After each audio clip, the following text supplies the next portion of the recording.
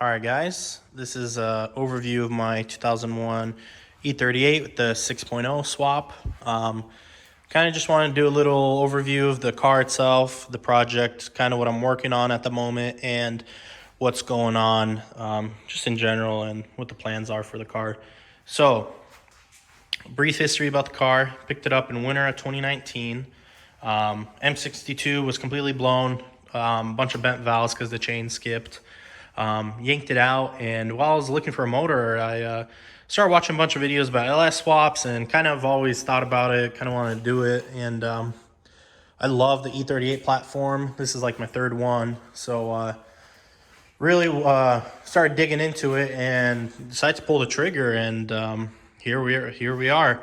Got something that's actually smaller than that M62, so there's plenty of space for it in here. So that wasn't an issue, and yeah, definitely a lot more reliable. Makes a ton more power, just stock to stock. It's like 100 extra horsepower going from the M62 just to this guy. So that in itself is amazing already. So I guess we can start with the engine. So the engine and the transmission, they're both out of a 05 Chevy Express. They are original pair, the engine and the transmission. Did a full rebuild on it. Engine had 200K. Just a full-on rebuild, everything. Took it all apart, milled the block, milled the heads, new bearings, new seals, new pistons, new piston rings, everything that entails to engine rebuild. I had paperwork for the transmission. It was rebuilt at a transmission shop down in Oregon, so that was good. And the only thing that I really done with the transmission was put a H2Go shift kit in it. Hopefully tighten up the shifts on it. So so that's that with the engine. The swap itself, engine mounts, I did end up buying them from a guy on Bimmer Forums. Not sure if he makes them anymore. The engine mounts aren't made for the E38 platform. He originally designed them for the V8 subframe E39s, but I kind of figured that it should fit, so they are close enough to get the engine bolted, but I did have to modify them a little bit. And the transmission mount that he sent was for a T56, and there is a 4L80 in here, so I had to hack that thing up to make it fit in here. So not too crazy. I really thought that the engine mounts would be a deal breaker with the engine swap, but honestly, it's one of the easier things about the swap. Not too hard. If I were to do the swap ever again, I would just make my own. So then you can choose how far the engine sits back, how forward, and all that fun stuff. So yeah, this is the engine bay. It's what it looks like currently. So what I got left in here is literally just cleaning up the engine bay.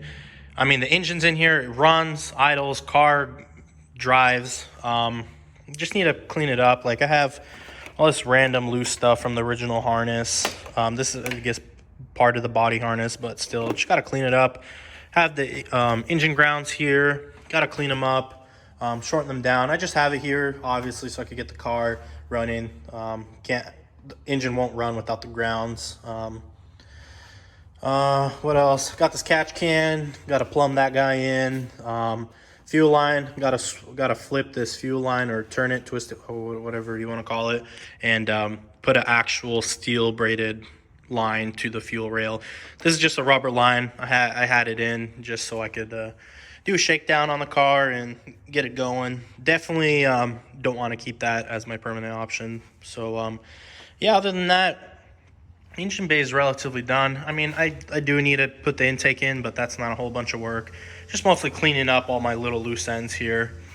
And like, I also have this like battery harness that goes to the alternator. I used to feed the battery post where you'd like jump your car on the E38. So just need to clean it up, shorten it up, whatever.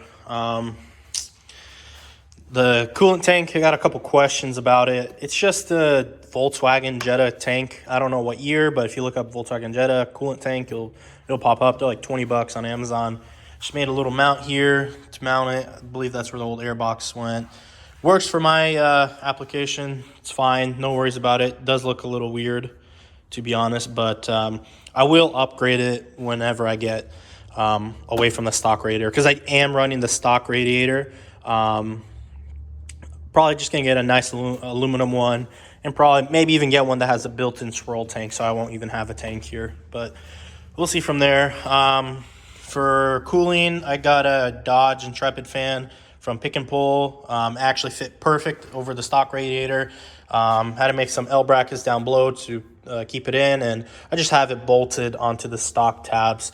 Actually fit very well, so plenty of room here still. No issues, can easily work on it. Originally the car was drive-by-wire, but had my video cut off. But as I was saying, car used to be drive-by-wire. Now it's drive-by-cable, obviously. The pedal setup is out of a 97 528, I believe, bolted right up to the original drive-by-wire cable or pedal.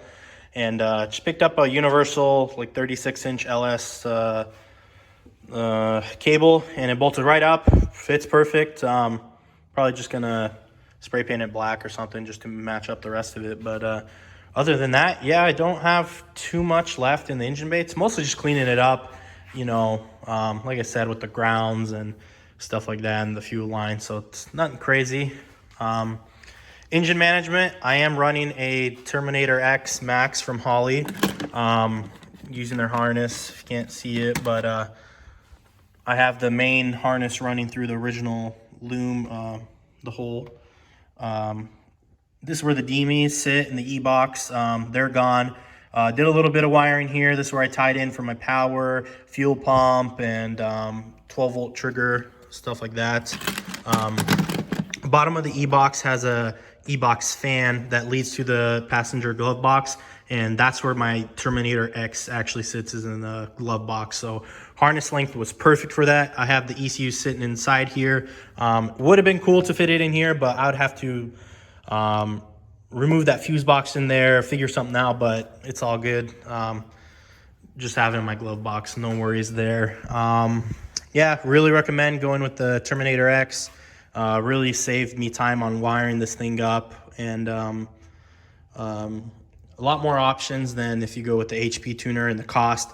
By the time you get all the, get a wideband, a separate wideband, because this guy actually uses a wideband to fuel this guy properly and all that. So it comes with a wideband already, but the HP tuners, you got to get your own separate wideband. You got to get product keys and all that stuff and licenses. So by the time you get everything, you're at the same cost as a Holley. So might as well just go with the Holley. And if you don't have to worry about emissions and all that stuff, it's a good option there. So yeah, I will pick up the car and just show you kind of what I got going underneath here. All right, got the car up on the lift here. Just show you kind of what I got going on underneath. Same thing as the top of the engine bay. Just really need to clean it up. Got to make this a little more permanent. Clean up this wiring harness here. It's part of that harness I was talking about. It's up top that feeds the alternator. Near my cooler lines for the transmission, got them in the sheath here. Little random ground points and parts of the old harness.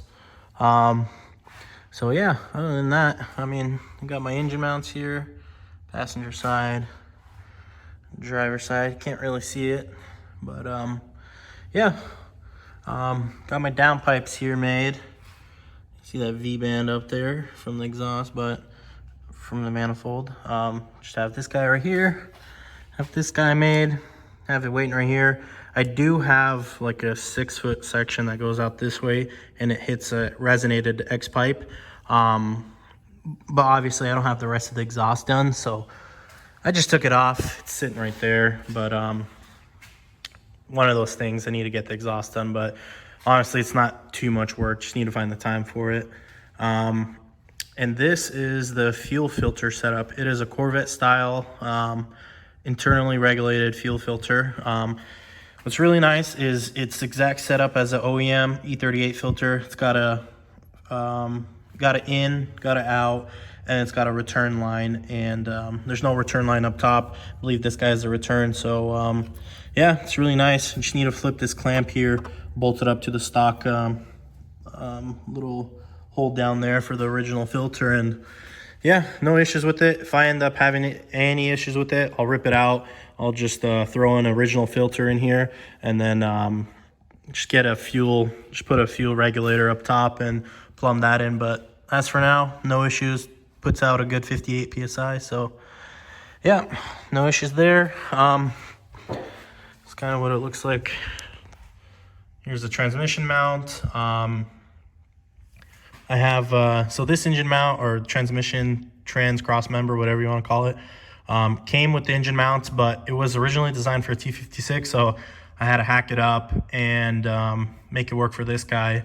So yeah, I have a shim here. And the reason I have the transmission shimmed, and I have the carrier bearing shimmed here, is because obviously I am using the OEM E38 drive shaft, and I just figured give it a try, won't hurt. If it gives me any issues, we'll go with the one piece. But so far, I took this thing up to 80 miles an hour.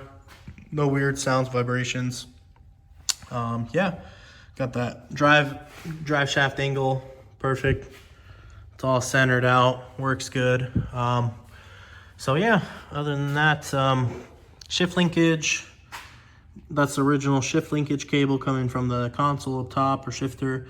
That's just a GM universal shifter kit. Drilled a hole in this guy, shoved this guy in, welded it.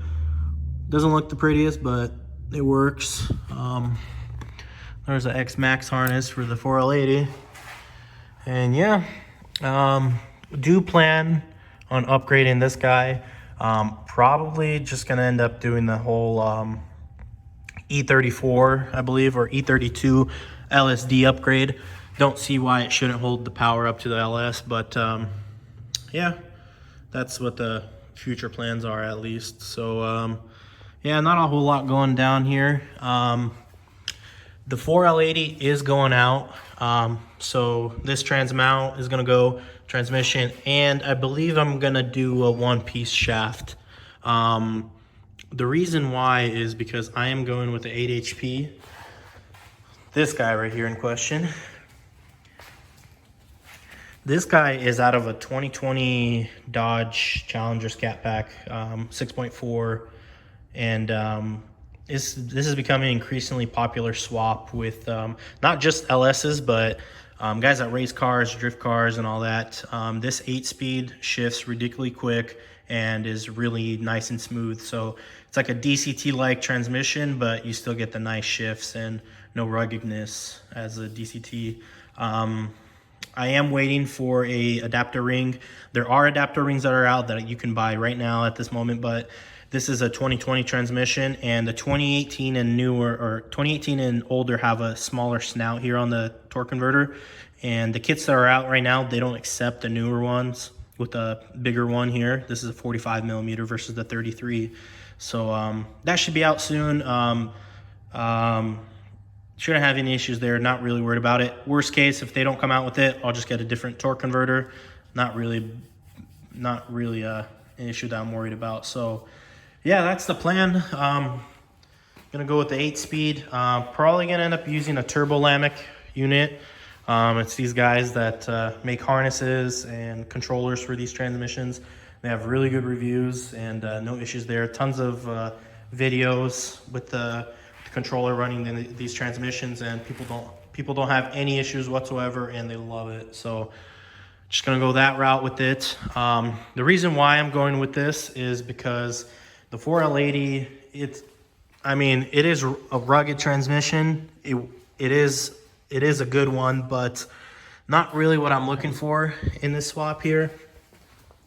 As talking in like shift times, and it feels really lazy, like really slow. So not really looking forward to driving this car with the 4L80 in it. It kind of almost feels like a downgrade in a way. You know, engine's really good, but then the transmission shifts even crappier than the original transmission. So gonna yank that guy out, go with that 8 HP and get her in. So yeah, I'm sure I'm forgetting a bunch of stuff. I do have another page, the LSX dash E38 or LSX_E38 on Instagram. Kind of kept a build log, kind of just for myself, just for fun of the car. A lot more videos and photos of it on there. So hopefully get that 480 out, get this adapter ring ordered, and get it in there. So that's where I'm at with the car for the moment. Other than that, hopefully I can come out with a couple more videos here soon and upload them for you guys. So we'll go from there.